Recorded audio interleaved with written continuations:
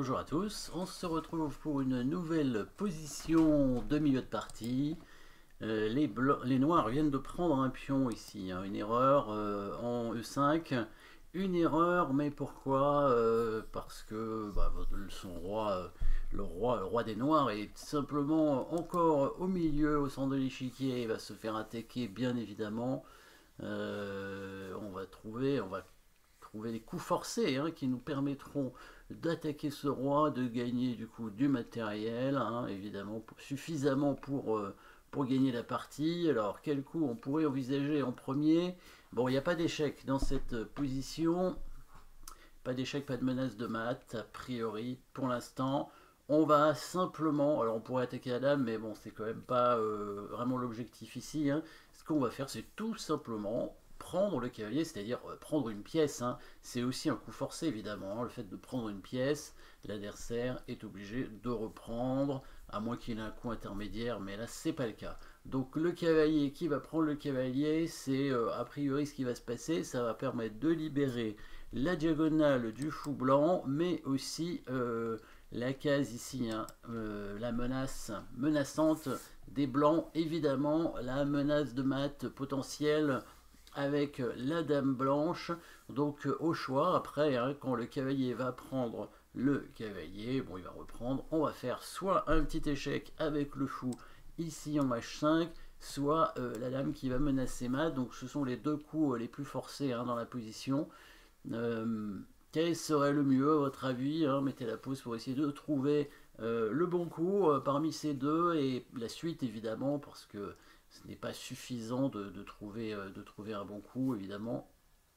Il faut trouver la suite de coups qui pourrait arriver. Bon, les deux coups sont corrects même s'il y en a un qui est a priori quand même meilleur que l'autre il me semble, hein, je pense. Donc l'échec, ça va permettre quand même aux noirs de se défendre un tout petit peu mieux. Le mieux ici, c'est bien la menace de mat avec la dame qui arrive directement G5. On remarque que les deux rocs sont empêchés hein, avec ce coup de dame. Puisque le roi n'a pas bougé quand même hein, dans cette position, donc là je ne l'ai pas dit, mais bon ça paraît évident dans ces cas-là. Le roi n'a pas bougé, donc il y a la possibilité de roquer avec les noirs, hein, d'un côté ou de l'autre d'ailleurs. Le petit roc est impossible puisqu'il y a le fou.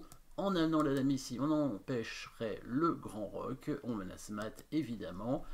On attaque le cavalier au passage, donc il va être obligé de protéger le mat avec le cavalier d'un côté ou de l'autre.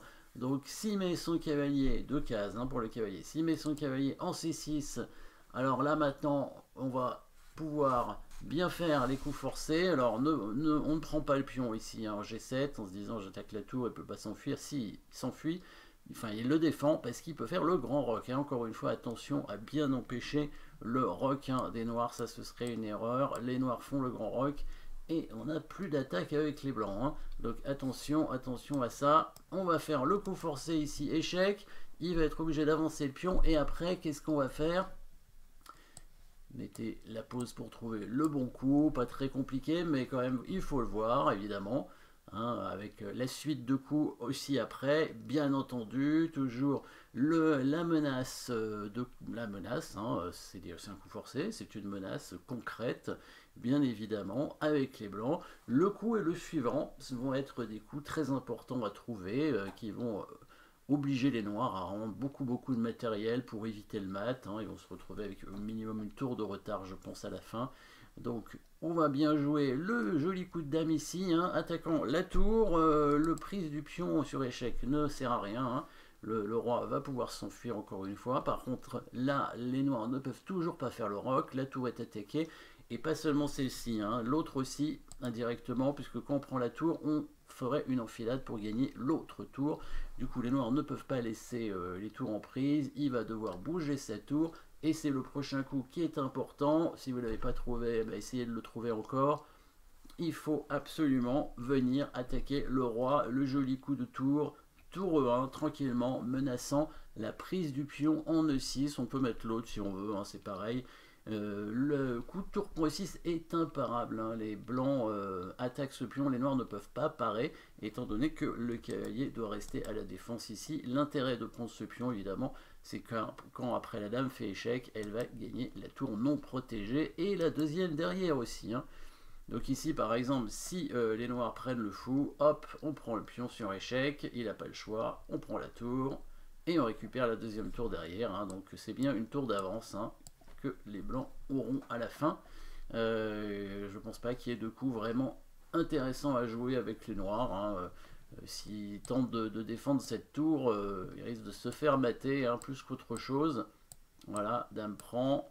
Le roi vient ici, donc il peut s'enfuir. Bon, déjà, on pourrait gagner du matériel beaucoup, mais en plus, je pense qu'on va le mater avec la dame ici. La deuxième tour maintenant qui arrive. Et le fameux mat du guéridon qui va arriver. Hein, vous l'avez vu probablement, tour 7. Avec la prise. Dame prend le guéridon hein, avec les deux pièces qui bloquent le roi en diagonale. En arrière, en diagonale. Hein. Mat qui est appelé ainsi dans le livre L'art de faire mat. Autre variante possible avec le cavalier au départ.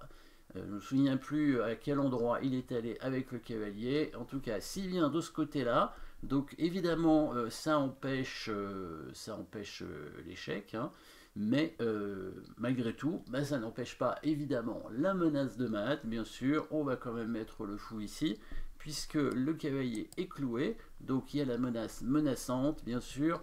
Là, on pourrait obtenir un joli mat, par exemple, s'il ramène sa dame pour défendre. Bon, on n'est pas obligé que ce soit joli, mais on va faire en sorte que ce soit joli, évidemment. Hein. Vous pouvez essayer de le chercher en mettant la pause. Vous avez certainement vu un maton de coups simple, mais en sacrifiant la dame, c'est mieux, évidemment. La dame qui prend le cavalier, on peut prendre du fou, bien sûr. Voilà, comme ça on mate avec les deux fous. Ça, je crois que c'est le mat de Boden avec les deux fous. Je pense que c'est ça, avec les deux fous. Toujours dans l'art de faire mat. La menace de mat, donc en E7, pas beaucoup de coups hein, avec les noirs pour éviter le mat. Le roi, je pense, qui est obligé de se déplacer. Et là, on va simplement ramasser tout, c'est-à-dire faire échec, prendre le fou. On menace de nouveau mat d'ailleurs, hein, en prenant le pion. Le cavalier peut toujours pas bouger pour défendre à cause du mat ici. La tour ne peut pas venir défendre. Il n'y a que la dame qui peut venir protéger cette case. Et là, un joli coup. Hein, mettez la pause pour trouver, c'est pas mal. Hein, j'aime bien ce coup. Bon, c'est pas le seul hein, qui gagne. Évidemment, les blancs ont une pièce d'avance. Ils ont une attaque. Le roi noir est très mal placé. Paire de fous, etc. Bon, la position est gagnante, c'est sûr. Vous jouez n'importe quoi et c'est gagnant. Mais du moment où vous ne mettez pas votre dame en prise.